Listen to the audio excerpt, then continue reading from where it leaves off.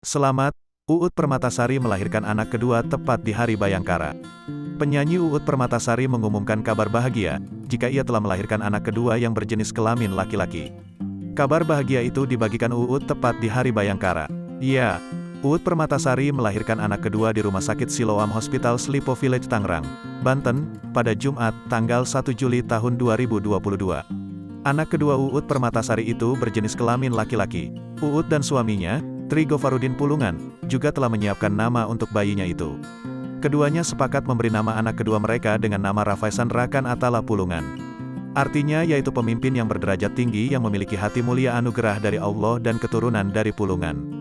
Kabar gembira itu dibagikan Uut Permatasari di akun Instagramnya, @uutpermatasari.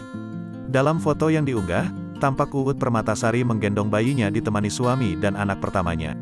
Allah Maha Baik, Alhamdulillah, wa syukurillah. Telah lahir putra kedua kami yang bernama Rafaisan Rakan Atala Pulungan. Artinya, pemimpin yang berderajat tinggi yang memiliki hati mulia anugerah dari Allah dan keturunan dari Pulungan. Lahir tanggal 1 Juli tahun 2022 pukul 9 WIB. Terima kasih ya Allah dan sujud syukur kami atas anugerah yang terindah ini. Semoga putra kami menjadi anak yang soleh, berakhlakul harimah, berguna bagi agama, keluarga, serta masyarakat, bangsa dan negara. Amin ya rabbal alamin, tulisnya. Postingan Uut itu kemudian disambut ucapan selamat dari warganet. Diketahui, Uut menikah dengan suaminya yang berprofesi sebagai polisi pada tanggal 16 Februari tahun 2015. Setelah menikah, Uut melahirkan anak pertama berjenis kelamin laki-laki pada tanggal 28 Juli tahun 2016.